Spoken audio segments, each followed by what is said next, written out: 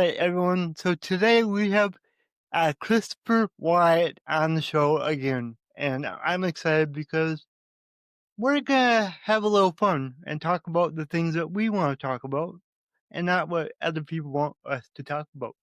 So, Chris, can you just give a quick little introduction of who you are? Sure. My name is Dr. Christopher Scott Wyatt. I am a college professor here in Central Texas. I am neurodiverse or neurodivergent, depending on your preference. Um, I suffered brain trauma and some physical injuries at birth, so I have partial paralysis of the right side.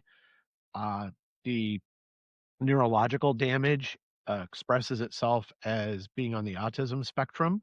I also have ADHD. I am the father of two wonderful uh, daughters who are also living with ADHD, learning disabilities, autism, and so we're a neurodiverse family, like most families. I don't think any family is not diverse. And the reason that I was really excited about today is we had talked about the question that we get, whether I'm speaking in public or you're doing the podcast, we both get asked, you know, how do you avoid feeling bitter or sorry for yourself? Or people will phrase this in different ways, but Yeah. what it really comes down to is, why aren't you angry? Mm-hmm. Like, Exactly. Yep. well, why would I want to go through life angry? That doesn't sound fun. Amen. Yeah, and I think our too many of our community members, our fellow advocates, slip down into that dark place of society's not nice to me. No, it's not. People are rude to me. Yes, they probably are. Not every business is accessible. No, not every business will care. And so they go down this dark path of everything that's wrong in life. And I think you and I we've chatted about this. You and I have found paths to success, or whatever you want to call it. Mm-hmm. you know, Yep. uh, House, home, food, clothing, those things. Uh, Yeah. and I don't think either of us goes through life feeling like, wow, the fates really hate me. Life is miserable. Uh, Obviously, we show up. We do our podcasts. We do our speaking. And this idea that we should wallow in self-pity, I was just really excited when you asked about talking about it as a just kind of a chat, because man, life is pretty darn good for me. Yeah. Like I'm here in my house. You're I assume in a safe place. I'm in my house. Yep. Yeah. Yep. So yes, I know other people aren't as fortunate, No, but no. And I look at that too. It's like, okay, yeah, I was born with cerebral palsy. No, I can't run a marathon or run at all without falling down. But, well, there's other stuff that I'm really good at that a lot of people can't do. So, that's how I look at it. It's like, what can I do? Let's not look at what I can't do. Let's see what I can do. one of the um, one of the social workers that I have had the privilege of meeting and talking to about disability was commenting on being self-aware. And too often when we tell people be self-aware, um, what that becomes is, what are your weaknesses? Mm, mhm. Oh, what aren't you really good at? And you need to admit it to yourself. And and I'm in of the mindset that a lot of people told me what I couldn't do. And so really for me, self-awareness is the opposite. It's like, oh my gosh, you're an autistic professor? Yeah, I am. What's your point?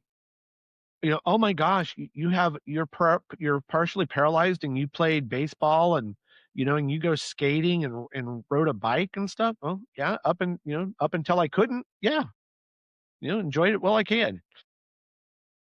So I don't understand the negative self-talk being helpful. And when people It's say, not. "Oh, know yourself," They always mean the weaknesses, and instead, I think you know your strengths. That's why you're able to do the podcast. I know that Uh-huh. I can teach. Do Uh-huh. I think of myself as the world's best teacher? No. Do I think of myself as, the best at something? No. But darn, I have a lot of fun. Mhm. Yeah, exactly. And I'm right there with you. I look at what I can do. Look at my strengths, and I use my strengths to help me in life. You know, I'm creative. I'm good at getting attention. Therefore, I started a marketing agency to help other businesses get more attention. And that's going really good. So for me, it's just like everybody can do more than they think that they can do, and everybody can definitely do more than what other people tell them they can or can't do. So to me, it's just stop wallowing, stop playing the poor me game because it's not going to help you at all. Not one bit. So just accept yourself, love yourself, and live your life the best that you can with what you have. Yeah, I think that sums up the conversation in just these first 6 minutes, right? I mean, Yeah. I, I don't know what has happened, but in the autism community, if you go onto public spaces like Reddit or Hmm. Facebook or one of the social media places, it's all negative. Um, if you go to some of the places with palsy issues or other issues, it's all it's all very toxic. My oldest had surgery this summer. She has 2 rods in her back and 22 bolts, right? And she is also on her school swim team. She's in band. She's at band practice tonight. Instead of looking at it as, oh my gosh, I'm going to have this back surgery and I'll never be able to do anything again. Her first question is, can I get physical therapy? Will I be able to get back into the water? Obviously there are sports she can't play. But swim works really well when you have back issues and other things. Um, she goes with her strengths, right? I mean, she doesn't sit there and say, "Oh dear, I can't do track and field," or "Oh, I'll never be a great basketball player, volleyball player." It's like, okay, I'm going to go swim, and I think that part of it, she's young, right, and Hmm. resilient, and she hasn't been beaten down. But the other thing I'd like to think is that my wife and I demonstrate just through our daily lives um, that we can do things, and this tendency that I see on social media is not helpful. If she went online and she looked up back surgery, she'd be petrified. Uh, All the horror stories, that's what people post, right? They post their misery. Yep. Happy people aren't online. They're living. Exactly. Yep. I mean, I'm online, but that's I'm showing happy things. What I can do. The fun that I'm having. I'm giving advice to people so they can become happier themselves.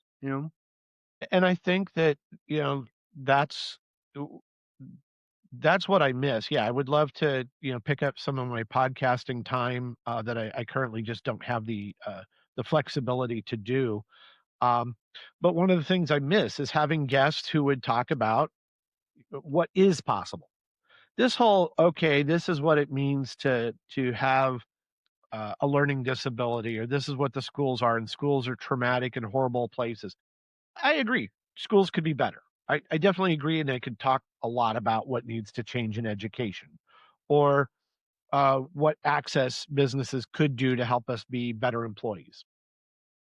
But all that said, I don't I don't think that's my life. My life is getting up and uh, thankfully being able to drive my daughters to school, to pick them up in the afternoons when I'm not teaching, to go places with them and see things with them. Um, that life is a good life. And it doesn't matter that we're not billionaires or whatever.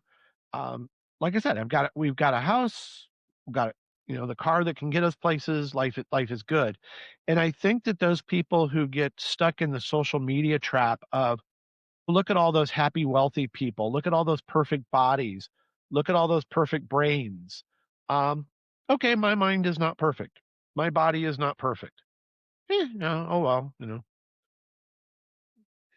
I, and it's not a matter of consigning. It's not like I say, oh, I give up. No, some things will take me longer and they'll take more effort. Yeah, yeah. A, a lot of things take me longer than it should. you know, you want a good laugh. Watch me put my socks on in the morning. Something that is simple for a lot of people is pretty difficult for me. But do I think about that when I put my socks on? No, I just do it. You know, however long it takes is however long it takes, and that's just my life, and I'm cool with that because I love who I am. I love what I do. I love the things that I'm capable of doing because there are a lot of people that can't do what I can do, and it's just why should I live a lesser life just because I have cerebral palsy? I don't. I just figured out my own way to do everything. And guess what? Sometimes that's asking for help. And that's okay. You know? I certainly wouldn't have what I have without my wife Hmm. Yeah. and my friends and family. Do I have a large network? No, right? Socially, my wife and I are somewhat isolated. We're not extroverts. We're not good at marketing or anything like that. One of the aspects of being autistic is my social struggles with, eye contact, vocal tone, some things like that. Um, but the friends I do have are in the support networks that I have. Uh, I recognize it when I ask for help. Those are people who will mentor or give me assistance. Um, I don't understand, I guess, the defeatist attitude all around us right now. I understand things are bad for a lot of people. I get it. The economy is hurting for a lot of people. It is difficult if you're disabled, especially if you're like me, you're over 40 or over 50 even. This is a tough time. I get it. But you can't let the outside world shape your self-image and your outlook. You just can't. Yeah. If you give up, then you're easy to overlook and get rid of. Yeah. Yeah. And if you're constantly thinking about how bad your life is, it's not going to get any better because what you think about and talk about becomes your reality. It does. And when you're constantly looking for bad things to happen, they happen more often. And you actually see the world differently. And I know this because looking back 6 years, I was a fairly negative person. And I went through a lot of books and podcasts to improve my mindset. And that helped me a ton. And the cool thing is my whole world changed, but the world didn't change at all.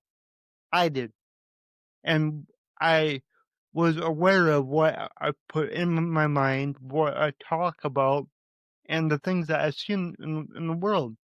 And I guess some part of me, I'm kind of blinded to the negative stuff because I don't want to see it. So I just look for the positive, and I live my life to the fullest, and I don't let other people bring me down.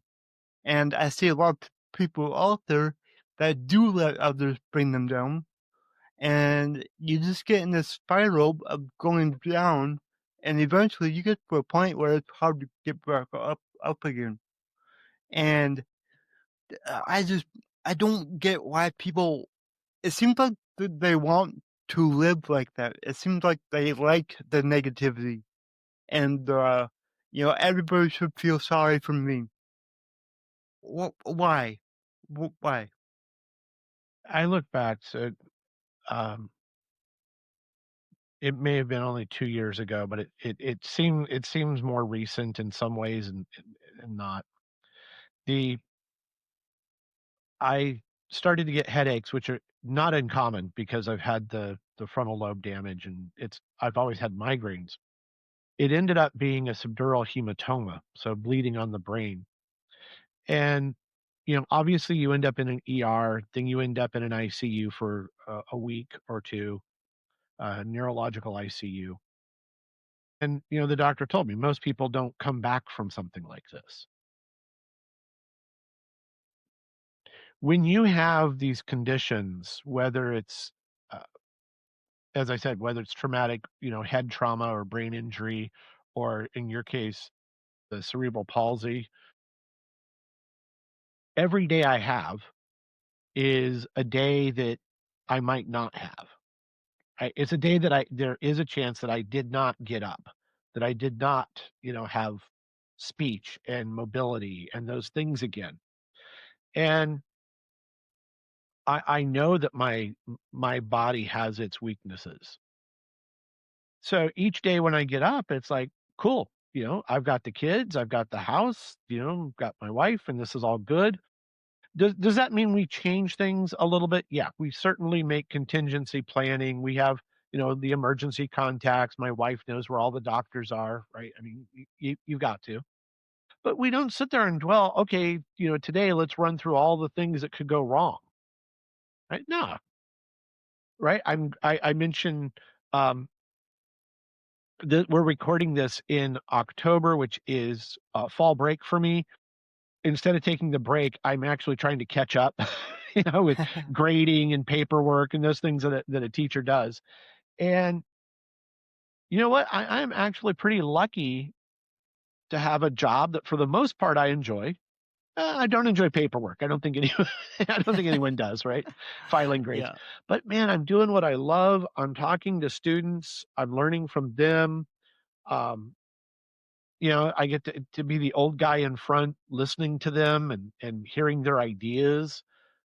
That's a good life. And the things that are difficult, we talked. My wife and I lived in Minnesota for 5 years. While we were there, I had multiple eye surgeries because I have degenerative. I have a degenerative situation throughout my body, but it really the base membrane dystrophy affects my eyes. Basically, the layers of the eye separate, and that Oh, happens really? in other parts of my body. But in my eyes, it was really bad during winters because it would freeze. Right? I mean, it's cold in Mhm. Minnesota, so Yes, I it would end up is. with a lot of corneal tears, a lot of eye damage. So I had at least 3 corneal scrapings, 2 laser surgeries, right? So and I was losing my vision. And my 2 children both have severe myopia. Severe in the gosh, one's negative 4.25, 4.5, and the other's in the negative 5 range. Legally, once you get to negative 6, there are questions about whether or not you can even get a driver's license. Now, we could sit there and say, "Oh my gosh, not going to be able to drive or not going to."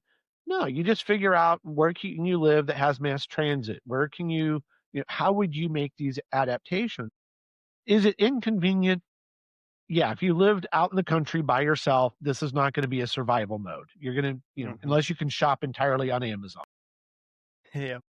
If you have a challenge, whether it's vision, mobility, whatever it is, yes, you have to make some changes. You do. Do I like living near Austin? Yeah, I'd rather live further out.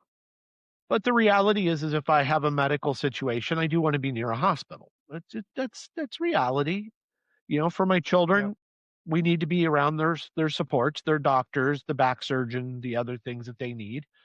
Mhm. Um, they're trade-offs, but you know, yeah, I'm willing to make those trade-offs. We just take our trips out to the country or to the beach, and it's like you said. You're planning a future and you'll travel as you want, be where you want. Do you have to make some sacrifices? Sure. Yep. But gosh, it's not a reason to hate life. No, no. It's so I've been, I just turned 34 about a week ago. And but by the way, if you look at statistics, I expired because the average life expectancy for somebody with cerebral palsy is 30 years old. But like you're saying, am I like sitting here worrying that I'm gonna die? No. Like I've lived a great life. I take care of myself. That's the biggest thing. Is I don't care who you are. If you take care of your body and your health, well, you're gonna expire early. You know, that's just how it is usually. But for me, I've lived with cerebral palsy for 34 years now. And there's for me, there's so many times during the day that I completely like forget I have it because it's not something that's on my mind all the time. I just go about my day like I have been for 34 years, and this is just how I am. People that they do get this disability later in life, and I do think that that would be harder mentally because I think like you know what you were like compared to how it is now. What are your thoughts on that? I see a lot of people that do get hurt later in life, and they just kind of give up on life altogether. It's sad, you know. I understand. I do. I can sympathize with someone who's a musician and goes deaf, or someone who needs their dexterity, like a musician who loses motor control, a painter who loses vision. I understand you're losing a big part of your identity. But I always say, when I was doing more public speaking stuff, that the autistic me isn't all of me, right? The disabled me isn't all of me. But I think what happens is we choose two or three things that we are and we cling to them, right? We cling to, oh, I'm a writer, or I'm, a woodworker, or, whatever your profession is, I'm a teacher. If tomorrow I couldn't teach, would that bother me? Yeah, it certainly would. Um, but I would find some other way outside of the classroom to do or express myself. Now, if I lost something like, if I'm an artist and I lose my vision, I certainly understand that you've lost your identity as an artist of that type. Um, but I wonder, could you learn? Could you adapt to another form of art? I don't know. I don't know. But I think if you get stuck on one identity when we as people are so many other things, Hmm. and you have to find strength from those other things. If you lose one of them, you find the others. Yeah, But it's not exactly. easy. No, I certainly understand.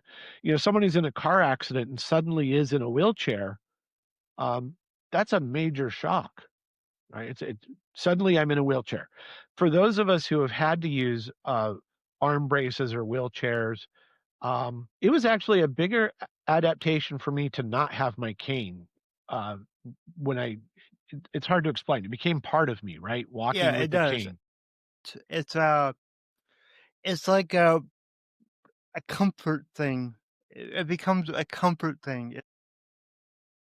You kind of feel safe with it. I used to be in a wheelchair when I was young, and then I started walking. I always use a wheelchair, like at stores or in school until I graduated high school. After that, I would use like the little scooters at the stores and whatnot, just for longer distance walking.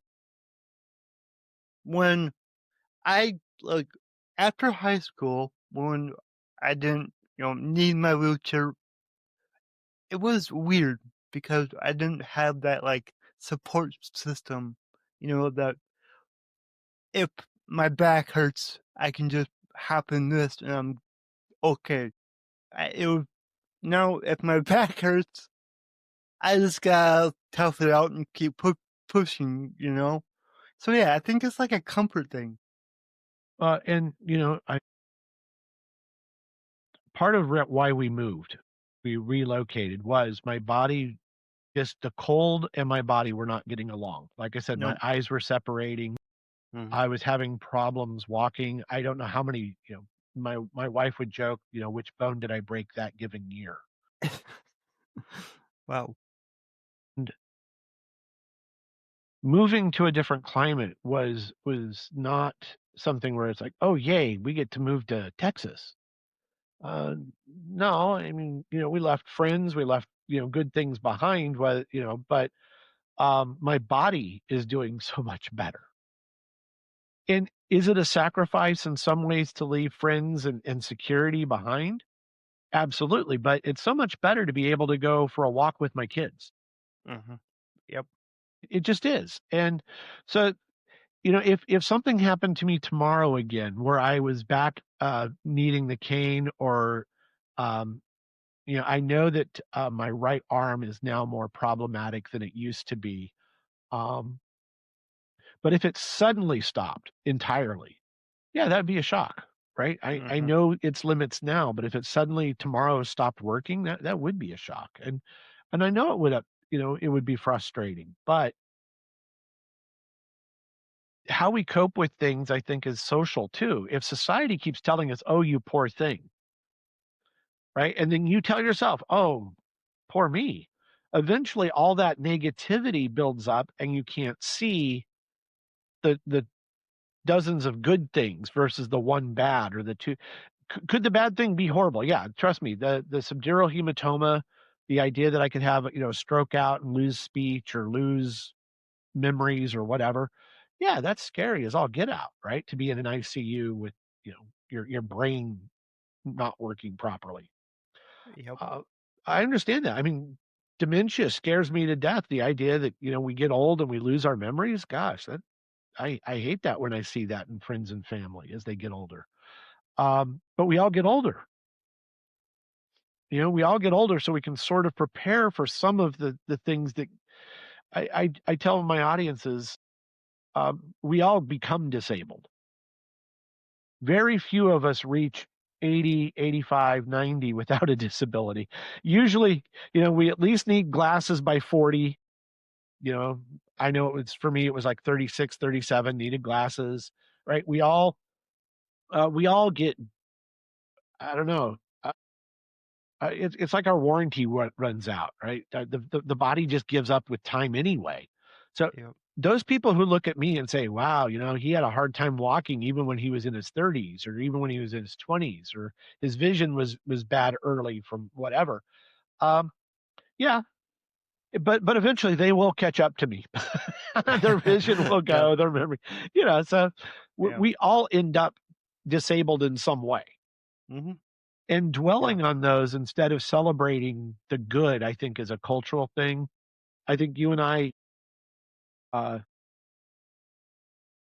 I think you and I understand that we can create businesses as disabled individuals. We can do things. We can make things happen, Mhm. and Yeah. we don't have to just be passive victims, or Yeah. just we don't just need to sit there and let the world do things to us.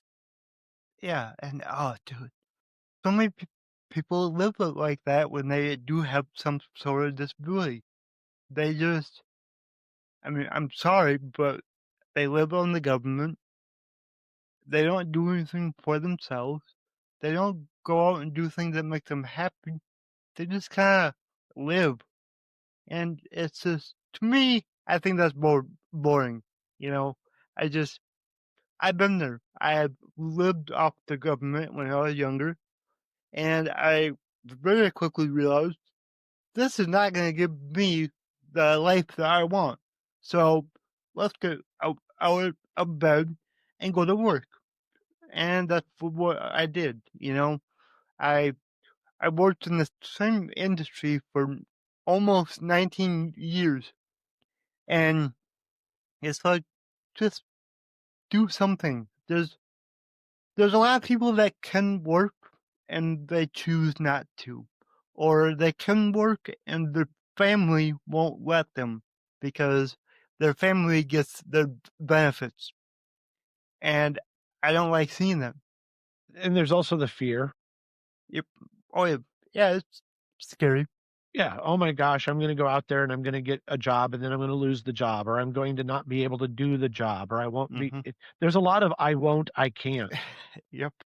Um, and as I said, the whole reason I thought this was a great topic is, how do I motivate myself? How do you motivate yourself? Um, Not everyone has a good friend network or family network. I understand that. And making friends is difficult. But I do have, my wife and my kids.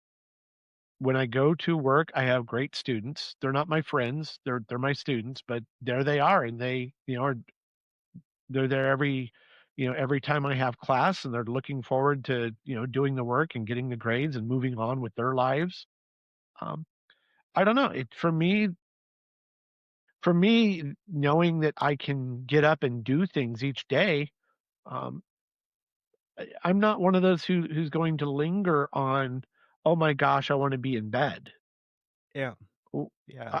I, I just don't want to be in bed. I want to be. I want to feel at the end of the day that I did something. Yeah. It, No, there are days where, hey, I just want to be in bed today. That's cool. but and it doesn't even have to be accomplishing something big, right? No, no. For, we went we went down to the beach, and someone will say, well, how is that an accomplishment? Well, for me, driving 4 hours is painful, right? It's horrible, right?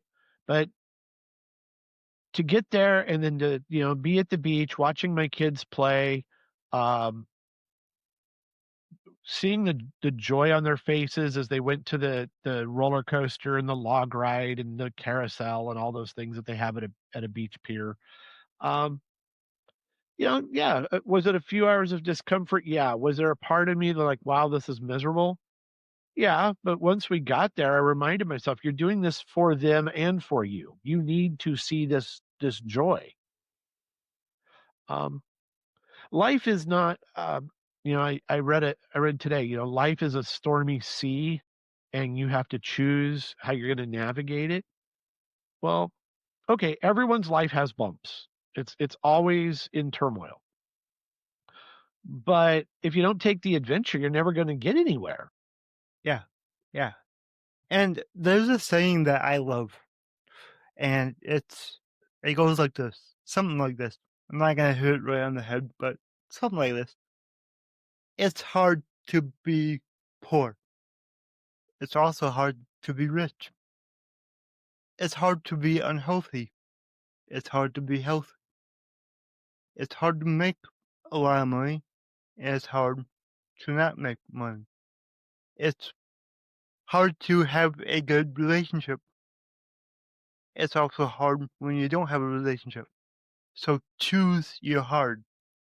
That's what life is. We get to choose our hard, and a lot of people, they choose the hard that is not going to help them.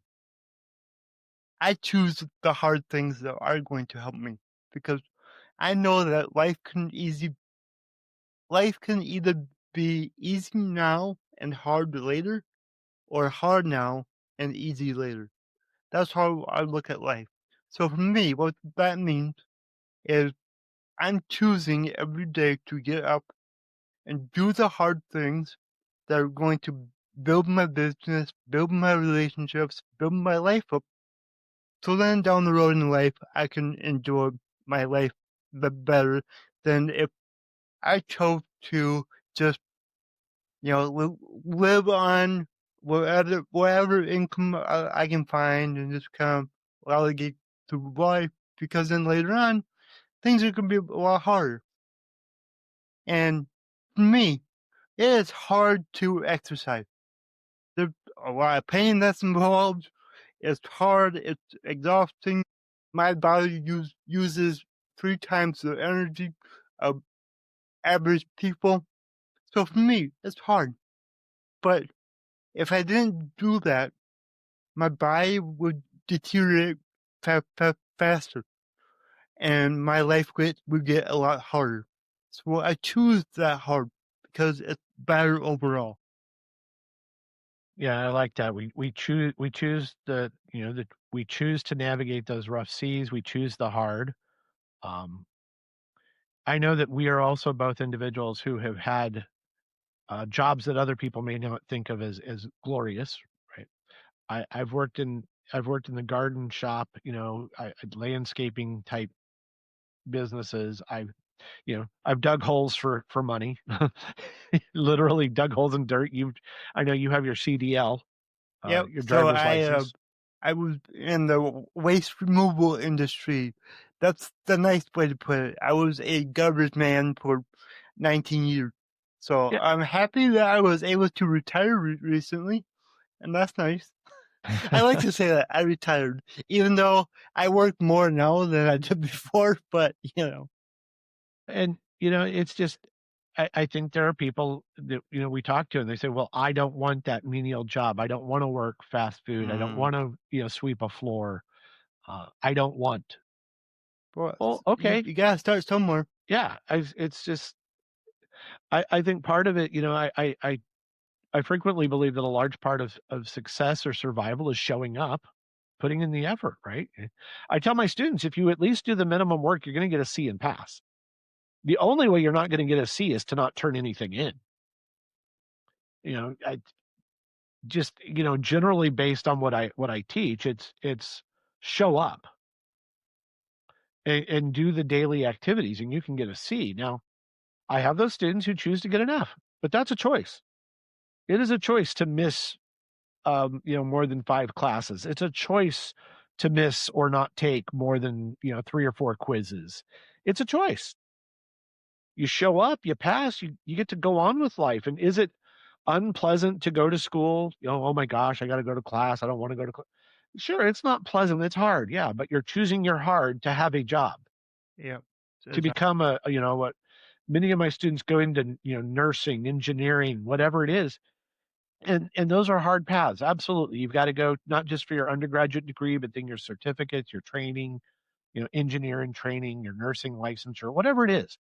No, these aren't easy paths. And your point is, what would Yeah. you expect? I mean, short of being born into a royal family, what did you expect?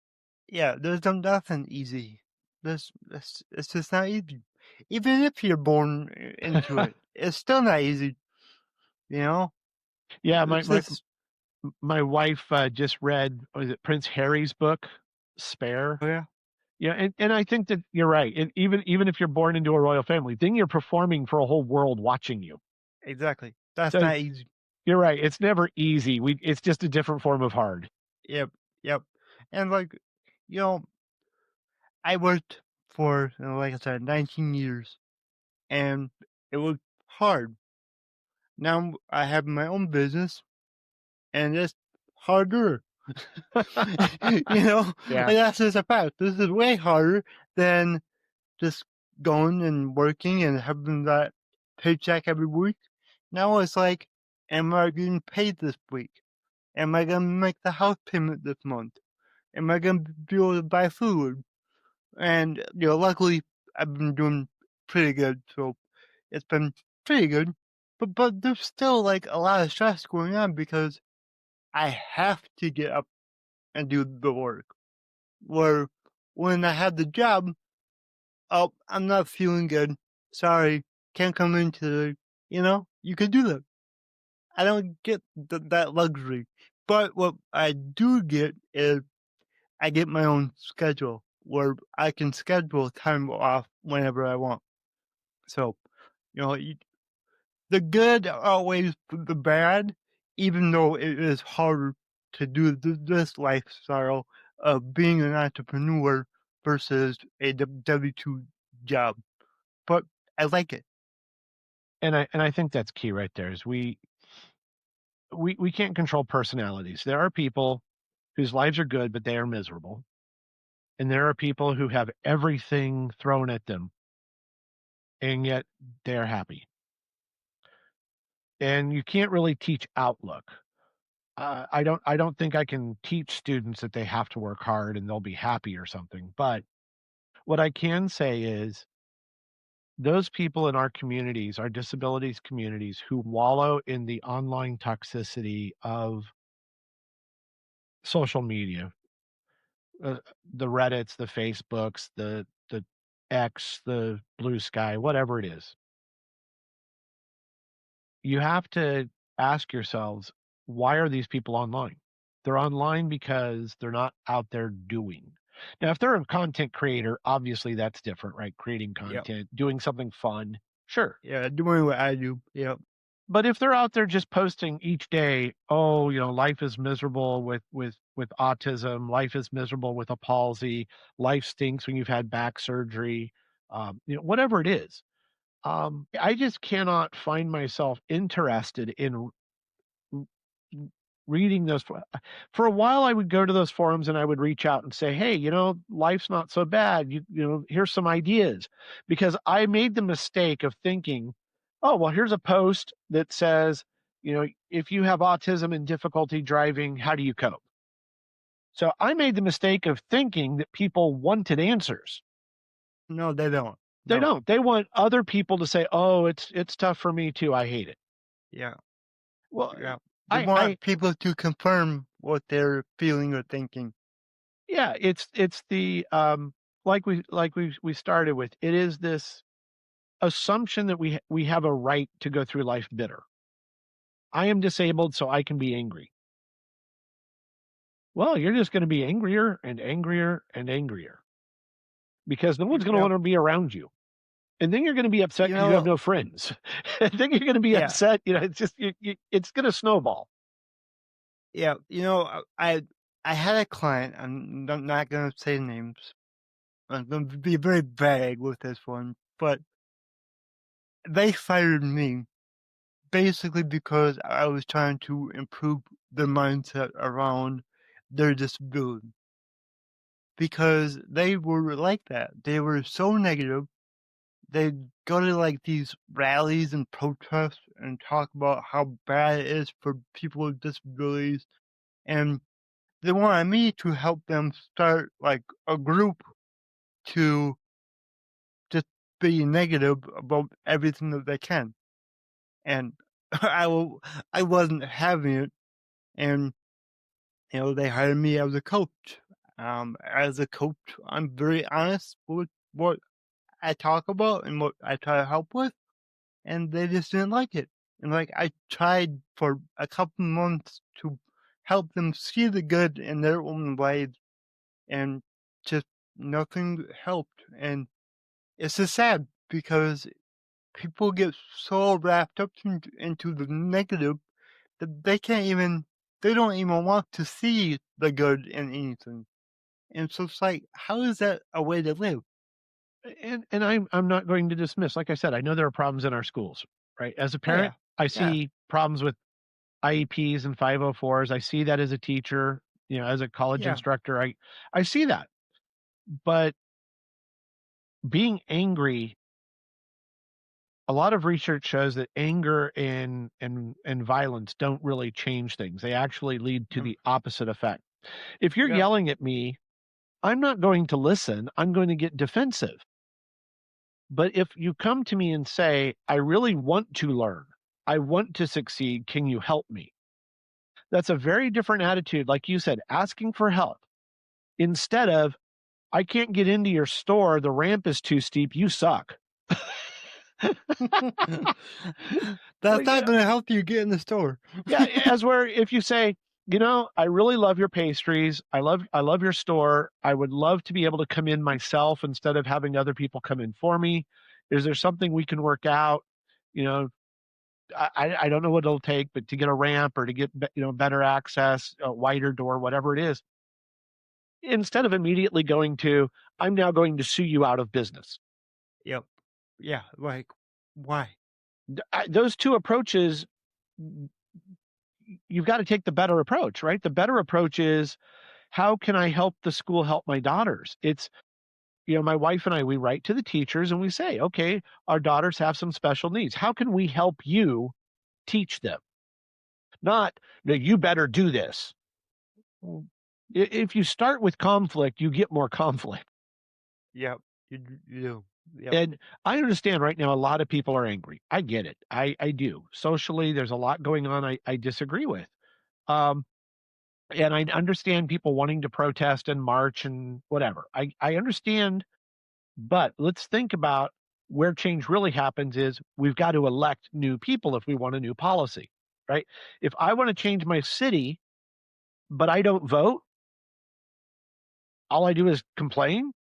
I'm going to go protest City Hall not doing something. Well, the first question I'm going to ask that person is, did you vote? Well, no. Well, then hold on here. You're angry.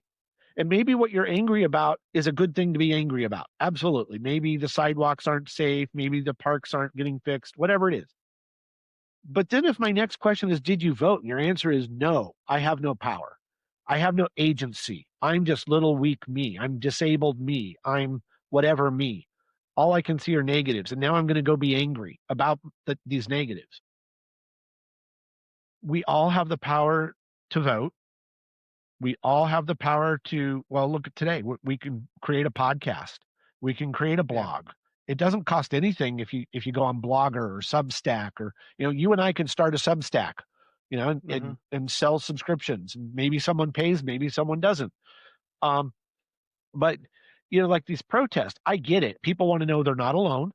They want to go protest for whatever reason. I don't care about the politics underneath it. What I'm saying is, I get it. There are times people protest.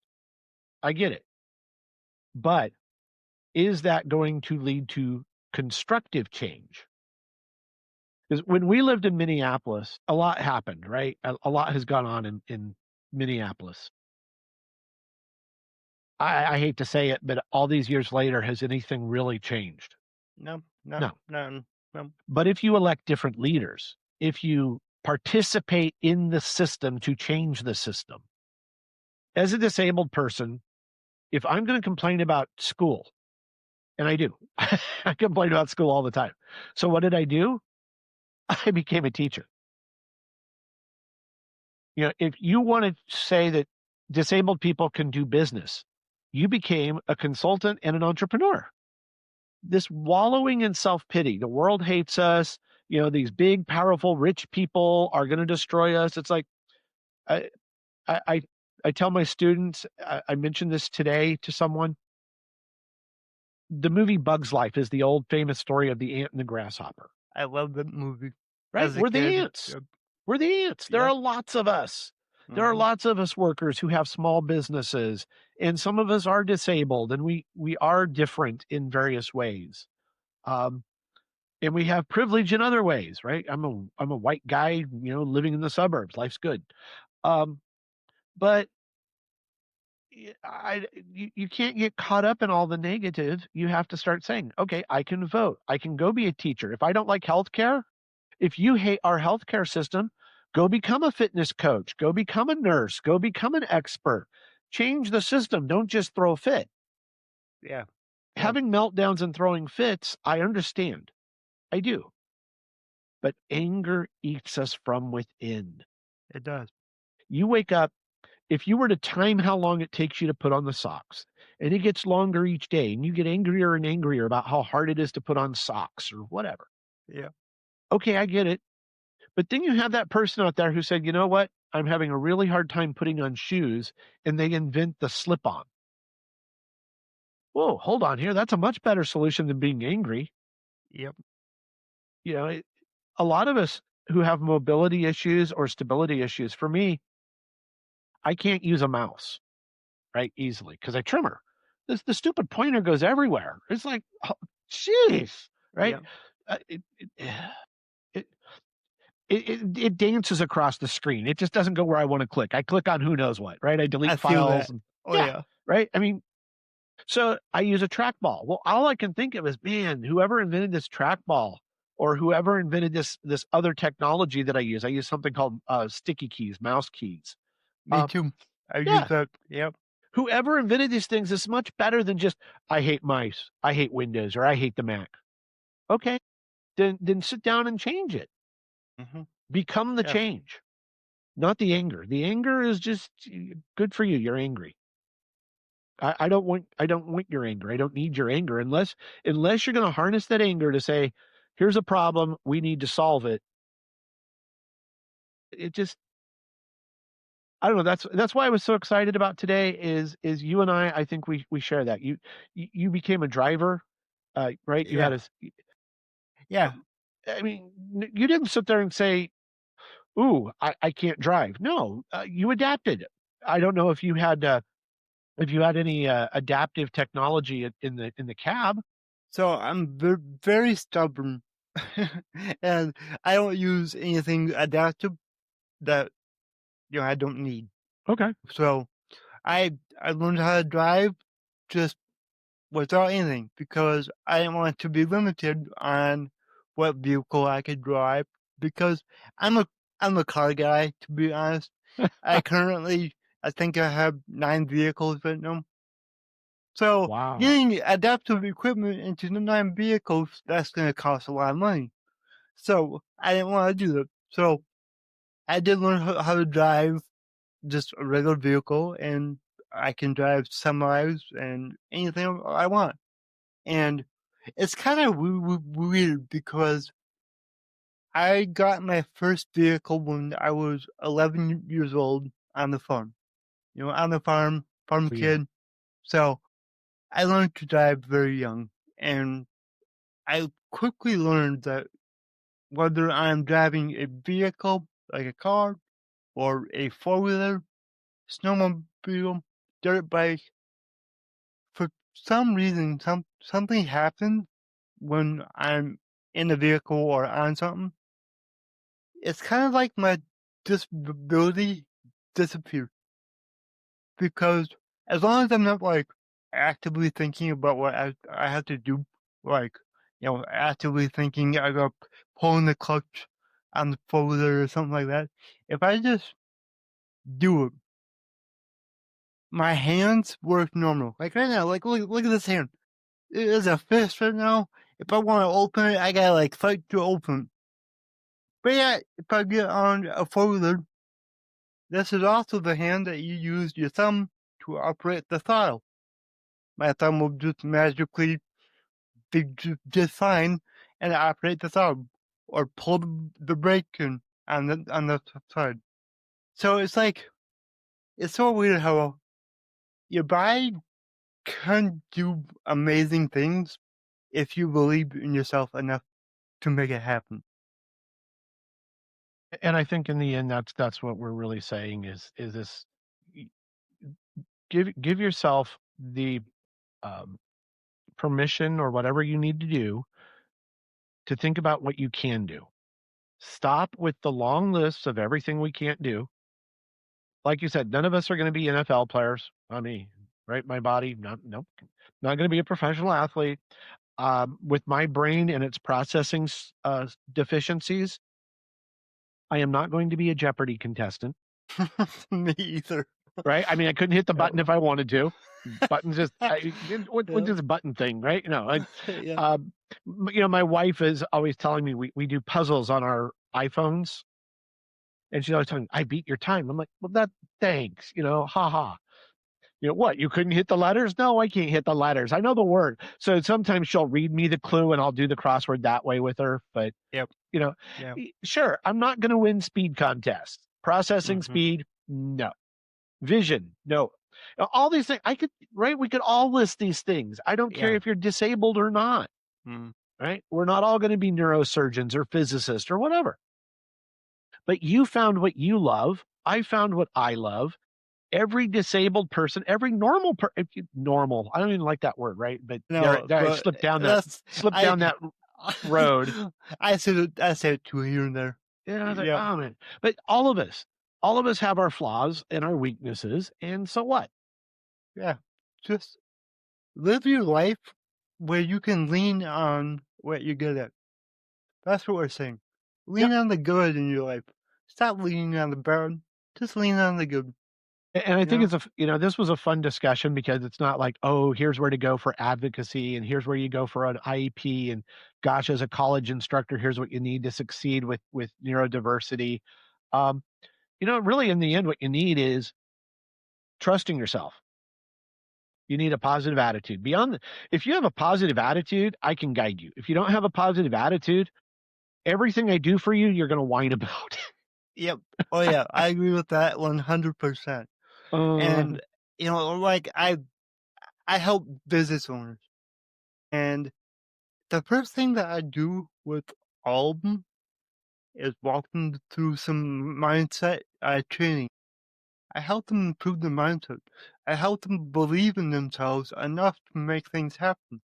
Because if you don't believe in yourself, you're not going to do anything. You're not going to accomplish what you actually want to accomplish. And a lot of people out there, they might be sitting here thinking, I don't have anything that I want to accomplish. Okay, I've been there. I know where you're at. And what I did, and what I know a lot of people have done, is if you don't know your purpose in life, you should wake up every morning with the the goal to find your purpose in life. Find that reason why you should get out of bed. Find that one thing that you're good at, that one thing that you love, and then pursue that. Because I can tell you firsthand that once you have a purpose, your life gets easier like magic because you're excited. You want to do things and you want to improve yourself. I certainly enjoy every day I get to go to the classroom and every day I get to be a dad. Yeah. See, there you Yeah. go. And yeah, that bitterness, it's hard to let go. I think that's why we did this episode to say, yeah, we know it's hard to let go. But if you don't let go of that bitterness, it will eat you alive. And that's not a life I want. It's not a life you wanted. And it's not really a life we want for other people with differences. Yeah. Yeah. Like my purpose in life is to help people that don't believe in themselves become better and to transform into the people that they actually want to be, even if they don't know it yet. And I think that's great work. And I'm so glad you do the podcast and everything you're doing. So thank you, Nick. Well, yeah, I mean, and I love it because I've already changed a lot of lives, and it's cool because one of the people that I've helped a lot, I actually know him, and I see him here and there, and to watch how his mindset has changed around who he is and around his disability, it's just incredible because now he's happier, he's doing things, and it's just really cool. And now it's our chance to go out and do some things. Mm-hmm. Yep, it is. Thank you so much. Yeah, thank you. This was a great episode, and I want people to walk away knowing that it's okay to dream. It's okay to be yourself. It's okay with whatever condition you have. It's okay. That is okay. Let's go out and live the best life that we can. Absolutely. Thank you so much.